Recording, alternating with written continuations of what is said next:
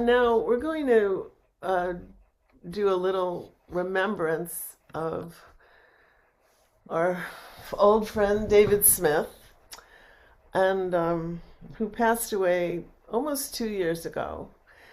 And I want to explain a little bit about it. I was very close with David, and I had lost contact with him. First, he stopped answering emails, and he stopped answering his phone, and he had been coming to our Zoom services for a while too. But anyway, eventually he lost contact, and I couldn't. I even wrote him a physical letter, hoping that he could get it and respond. But he never wrote back, and every once in a while I would wonder what happened to David. So a couple of days ago, I found an old email from him that had his full name and address. And, with a name like David Smith, it was practically impossible to track anybody down. But when I had his full name and his address, I just Googled it, and what came up was his obituary. And he Oh, died on Christmas Day, 2023. wow. And I knew that he had had memory issues. He was suffering from dementia, and that's why his family kind of took over his life and um, took good care of him, of course. But anyway, there was no communication from him. So I told this to the board, and we thought he was such an important part of our community and was so close to so many people that we wanted to just spend a minute or two or more remembering him. So in the email that Raleigh sent out, there's his official obituary that I found, and a very nice picture of him. And I also wanted to share a couple of those emails that I found from him, not the whole thing, but just little bits. First, it was just a personal email to me, and he wrote in 2020. Dear Deb, I really appreciate your friendship and the caring you show me every time we communicate with one another. I'm so glad you're not overwhelmed with everything going on in the world. I'm sending you a great big virtual hug, and thank you for being such a good friend. Take good care of yourself and make sure you get a good night's sleep. And the other email I wanted to share was that David, anyone who had hands on healing with David, probably realized that he was also very gifted and a talented in the realm of psychic readings. And the first time I went to him, I just went for the healing. And he said, I get these psychic impressions. Would you like me to share them with you? And I said, sure. And what he told me was absolutely blew me away. He didn't know me at all at that point. He just said exactly what was going on in my life. It just totally blew me away. So, in another email, he wrote to me, I'm always amazed at how clearly Spirit gives me the information to share with the individuals that I do readings for, and how meaningful the message work is to the people that I have worked with over the years. And he was so talented at this extrasensory perception that he gave lectures at the Spiritualist Fellowship Church of Billerica, where I went to see him do that one Sunday. He he stood up in front of the congregation, and without saying anything, someone would stand up and he would give them a reading, and it just came through him, and it was very meaningful to those people. So I just wanted to take a moment and thank the universe for bringing David Smith into my life. He was a wonderful person and a wonderful help to so many people. And I know he's happy now. And I know he's listening now. And at this point, let's open up the floor. I think Raleigh had something from Kathy you wanted to read. Do you want to wait on that? Or I'll wait and do that last. Okay. So anyone else who'd like to just share any thoughts about David, any memories, just jump Well, right in. I'll share a thought that when I think of David, I always think of his sweaters. He had the world's best collection of sweaters.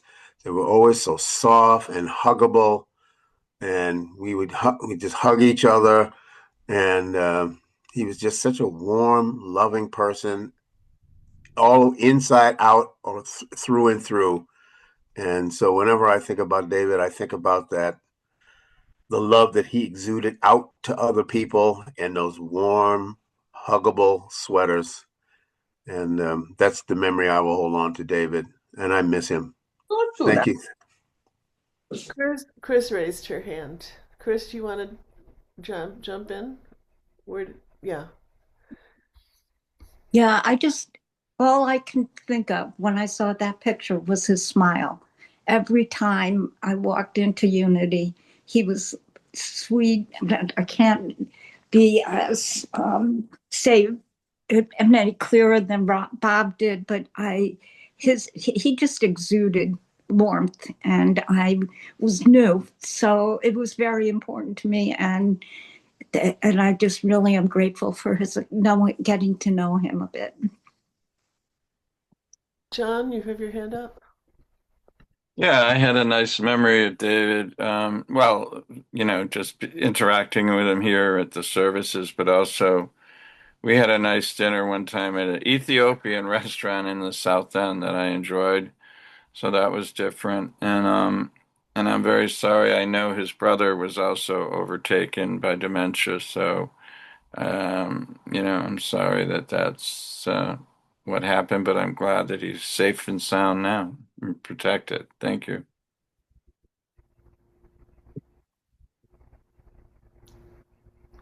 Reverend Laura, you want to unmute? Yeah. Yeah, I just remember his gentleness. He was so kind and just this very sweet, soft-spoken, sensitive, caring, not a mean bone in his body kind of a soul. And kind of the kind of soul that sometimes has a hard time in a tough world. So I was really glad that Unity was a home for him where his beauty could be welcomed and could shine. Such a kind person. And blessings on his journey, and I'm sure he'll bring his gift back to the world another place. Thank you for doing the tracking down.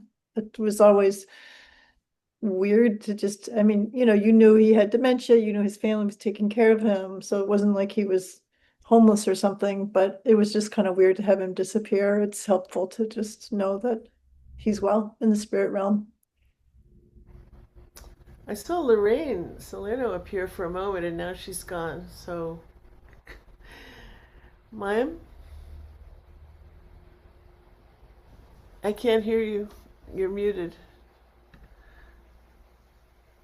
I know I'm just on my phone. It takes a bit to unmute, but yeah, I did all that. I'm so glad you tracked him down, Deb, because I know we were wondering, and I wondered every now and then. I saw more of him the last couple years of his life that he was still out and about, even when he wasn't coming to Unity so much, because he used to come over to the Brookline Senior Center, and he visited me a few times. I remember, I think it was maybe a Thanksgiving, and I had another neighbor who would get a turkey and wanted me to cook, and then I invited odd neighbors who didn't have a place to go, and Shar would help me with that. Remember Shar? And David came to a couple of those holiday meals we had. And he was losing it. I got to know him even as a CPA a little bit at the end, but we weren't able to bring that to completion. Too bad. I could use a good CPA. He was such a sweetheart, but it was fun to have him kind of as a neighbor. He'd come over to events in Brookline and came to the Brookline Food Bank, which is always quite a community deal to do. So Yeah. Rest in peace. And like somebody said, he'll bring those gifts back. Yeah. And Carlos, did you want to say anything? Could you unmute?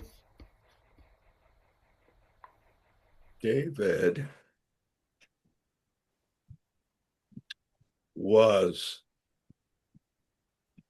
one of the principal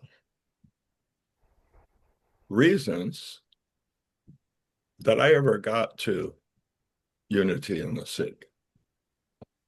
David saw me preach in New York when Unity in the City were about to go on a search for a lead minister. The lead minister was about to leave. He had gotten a calling to leave the church and go on tour, doing his ministry from place to place. So they were going to be looking for a minister, a principal minister, to take his place. And David saw me at Unity of New York on one of his weekends there, and he came back and he let Sister Carol and Sister Colette know that he had found who he thinks the church needed to get. And Kathy Borelli was also at the church at the time. And when David mentioned in one of the meetings that he wanted them to go after Reverend Carlos, she got on board and let Sister Colette and Sister Carol know that Kathy, knew me from years of being in my church community in Amherst, that Kathy lived in Amherst before she moved to Brookline. And so the two of them got Carol and Colette on me to get me to be the minister. I already thought my schedule was too overwhelming and too full. And so Carol and Colette just were relentless.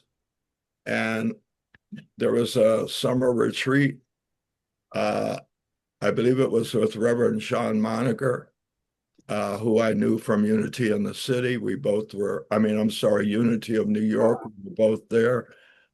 And Carol and Colette told me during check-in for the weekend that by the time the weekend was over, they would have a yes from me to come and be a minister at Unity in the City. And I told them, good luck with that. Because I've got everything on my plate that I think I can handle.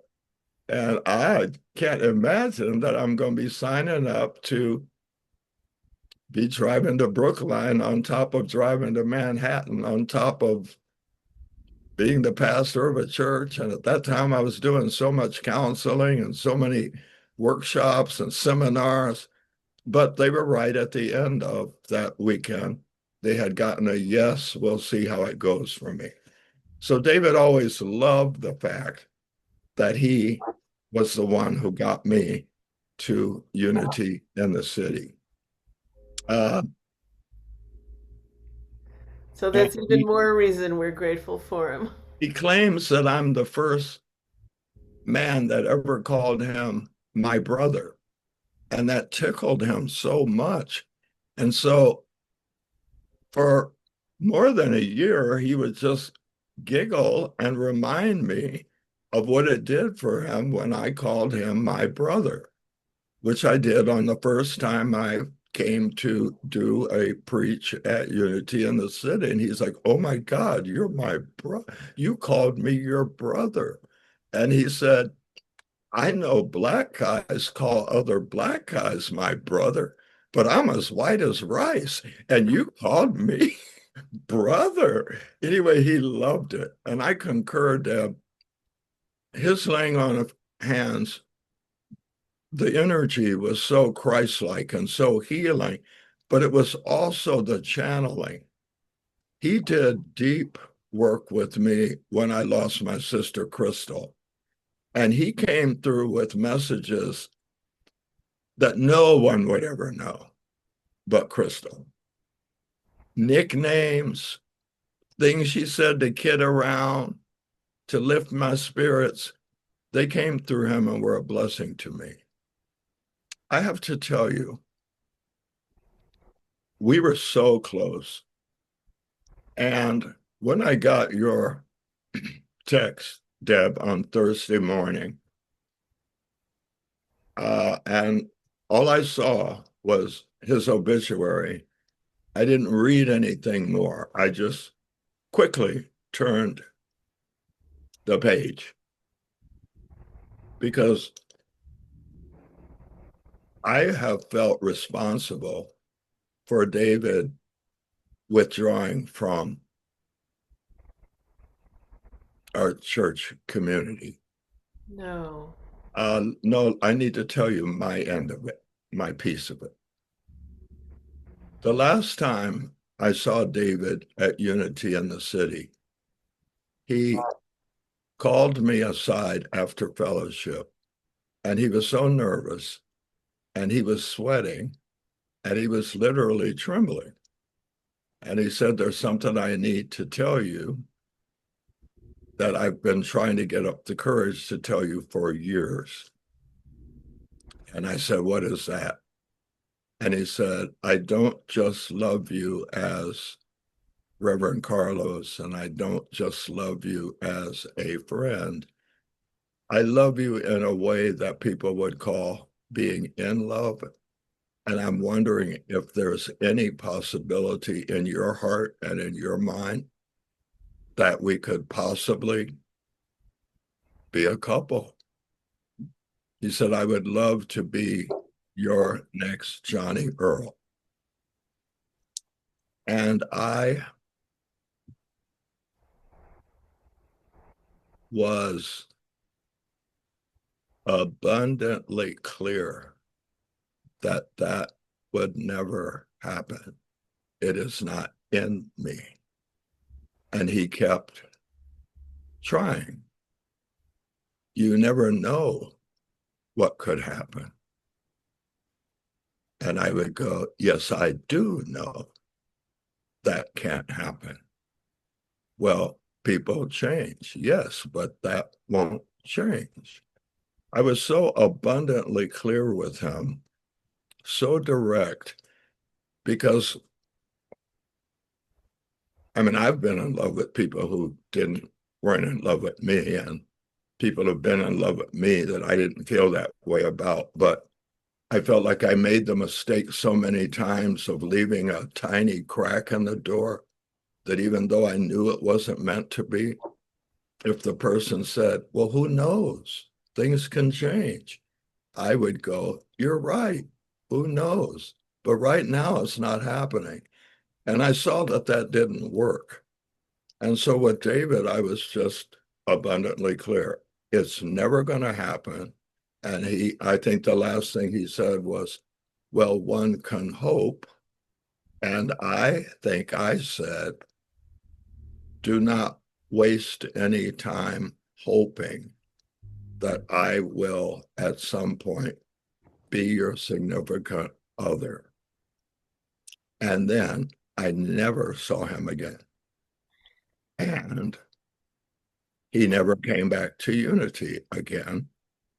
And I have thought for all these years, I drove David away from his church home. And I hope someday he comes back. When I got your text and saw his obituary, which I did not read, I just quickly changed the channel. I was questioning the universe as to, after all those years of sharing love and closeness and deep conversations and deep sharings of love with my brother, why would that be the final chapter in the story of David and Carlos? That I was so direct Uh, right after seeing that, I had a breakfast meeting, a church breakfast meeting, and I went to the meeting. And at some point, they could see I was not fully present. And they said, "Do you have something else on your mind, Pastor? Because you don't seem to be present." And I said, "I just discovered that a guy I love so much, like, is no longer on the planet. I don't know when he died, but I just got a text from Deb at Unity in the City that he is dead. And I'm not going to detail anything except to say my last moment with him was a moment that I wished hadn't happened." I did the breakfast meeting. I ran some errands and I came home. And as soon as I got into my room, my phone dinged again. And it was a text from Mary Ellen here at Hope Church. She's on the board of Hope Church. And her text read, "Our beloved sister, Jackie Bierce, has just taken her last breath." Jackie was diagnosed with pancreatic cancer 4 months ago. And I sat in my bed going, why were my last moments with David what they were? And why do I find out that? And then 3 hours later, hear that Jackie Bierce has died. Jackie Bierce has been like a sister to me since I was 22. My church, like this church, doesn't have many Black people in it, and hasn't for years. Jackie Bierce, along with my two sisters, were who I called my colored girls. We grew up being colored. And quite frankly, a lot of us loved being colored, because to us, colored people were fully alive and white people were not quite alive. They were so quiet and so reserved and so polite. They giggled quietly. They never got rowdy. So Black and brown people and red people, we were always, boy, I'm so glad I'm colored because I'm fully alive. Then in the 60s, colored became a derogatory word for us. And we were told by our Black leaders that that was what white people called non-white people, and that we should stand and say it loud, "I'm Black and I'm proud." And whereas when we were colored, being called Black was landed on us like a derogatory statement. Don't be calling me Black, I'm colored. And now all of a sudden it became, don't be calling me colored, I'm Black. And so if anyone slipped and referred to our people as colored people, they were snapped at. We ain't colored, we Black. Well, I missed the word colored. That's what we grew up being. And that's what we grew up being proud of being. It was like, ain't you glad you colored? And we would get together. It could be African American, it could be Mexican, it could be a couple of Cherokees, and we would be wild and rowdy and free to be colored.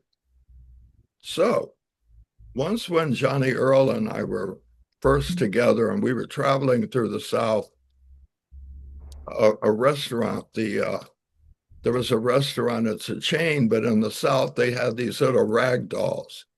And the rag dolls were Black rag dolls. Cracker Barrels in the South all sold these little Black rag dolls. When I saw those rag dolls, me and Johnny first went into one of those restaurants, I started crying And I bought one for my mom, and I bought one for both of my sisters, and I bought one for Jackie Beers. And I would tell Jackie and Rhonda and Crystal, you three are my colored girls. And we would laugh, and we were so happy that our little secret was that we had reclaimed the word colored in an endearing way. And so when my sister Crystal died, Rhonda, me, and Jackie said, we done lost us one of our colored girls. And then when Rhonda died, I said to Jackie, you're the only colored girl I got left here. Don't you go nowhere. And when I got the text saying she had taken her last breath, Reverend Carlos, Pastor Carlos, spiritual teacher Carlos, cried like a little boy, saying, I done lost my last colored girl. So I've been living with the idea of life's end, that to everything there's a season, time to be born and a time to die. Today I'm honoring my knowing of David no longer on the planet, my last moments with him. I'm honoring this little colored boy, Carly, mourning the loss of his final colored girl, sister, Jackie. And today is my son's birthday. And so I'm also thinking about the day that little rascal was born and how big his mouth was when he took his first yell, and how much like his daddy that boy was and is. And so we celebrate breath and we celebrate transition. And it's all the seasons of life. So I have been preaching through email to my congregation. Please, please, please love one another as if there's no tomorrow. Because let's face it, there may not be. Love one another like there's no tomorrow. Because let's face it, there might not be.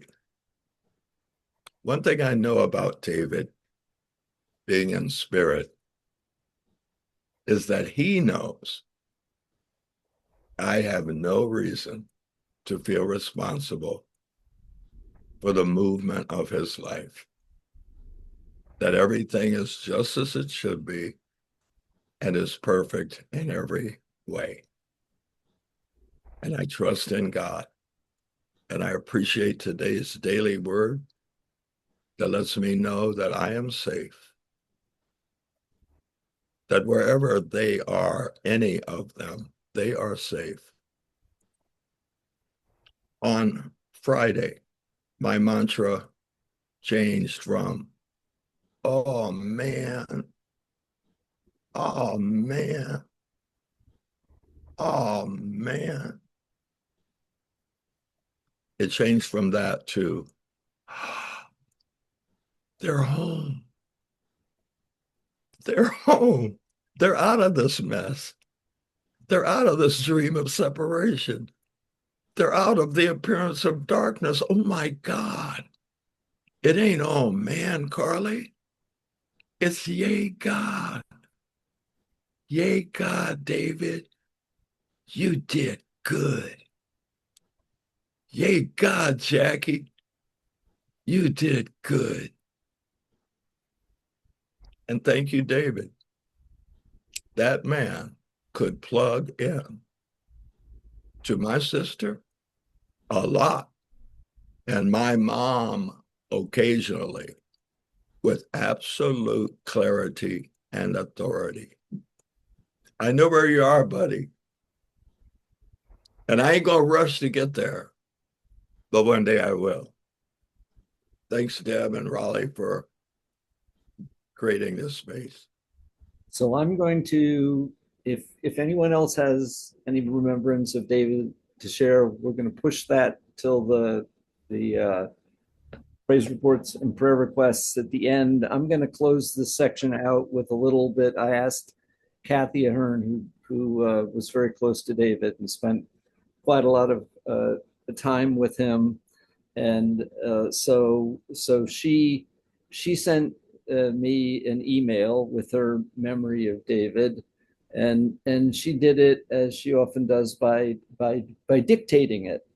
And as you know, dictating things doesn't always come out as you intended it to come out.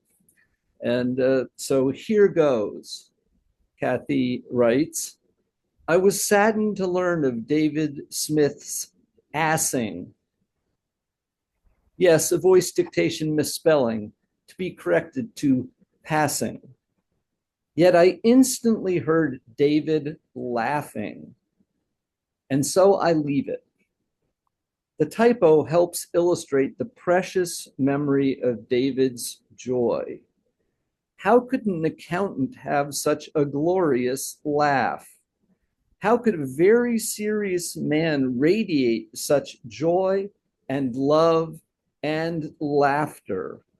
How could the memory of this gentleman, whom I almost only knew in passing, fill me with such joy so many years later?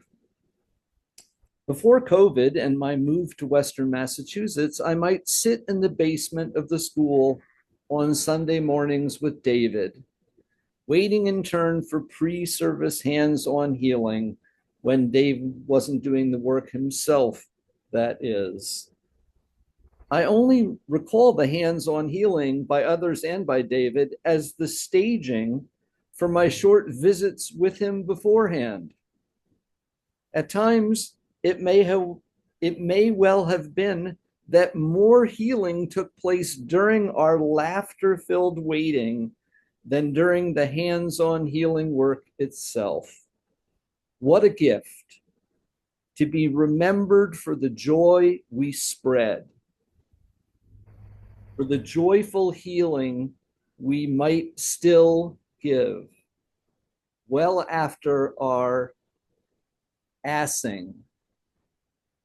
Love, Kathy. Thank you, Raleigh. Thank you, Kathy. Thank you, everyone.